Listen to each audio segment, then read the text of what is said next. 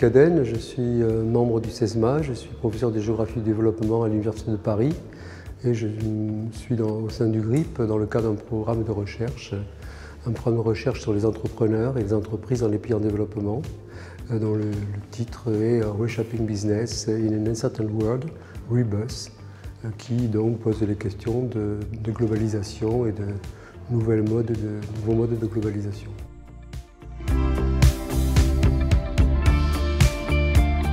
Nous nous intéressons aux grandes entreprises, mais la plupart d'entre nous quand même travaillent beaucoup sur des entreprises moyennes ou des entreprises petites. Et lorsque l'on travaille sur l'Inde, sur le Maroc, sur la Tunisie ou sur l'Indonésie, comme c'est notre cas, évidemment, nous avons affaire à des entreprises qui utilisent des modalités tout à fait particulières pour rentrer dans la globalisation. Et à ce titre, nous participons bien de recherche sur une autre mondialisation.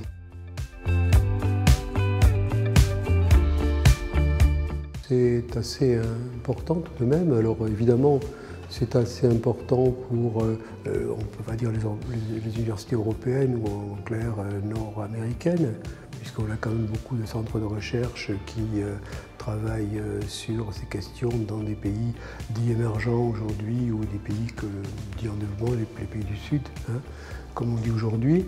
Mais en fait, on peut quand même s'apercevoir que depuis à peu près 40 ans, hein, c'est à peu près la période pendant laquelle j'ai pu travailler, on voit l'émergence non seulement des pays, de certains pays du Sud, mais aussi des universités, des centres de recherche.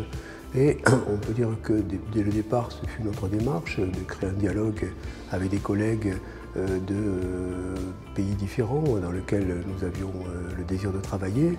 Mais aujourd'hui, ces collègues sont évidemment parmi nous, aussi bien à Paris, à Londres ou dans les diverses universités avec lesquelles on travaille.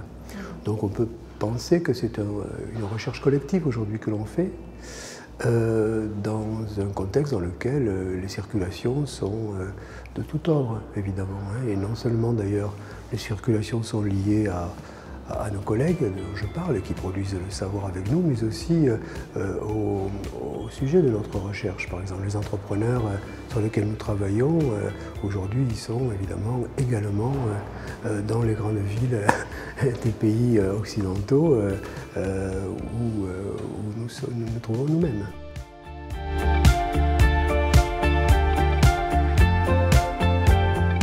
Les questions centre-périphérie, c'était des questions dont on parlait beaucoup dans les années 70, hein, à travers des travaux comme Jallet, l'exploitation du tiers-monde, enfin bon. Aujourd'hui, évidemment, la vision est un peu différente. On peut quand même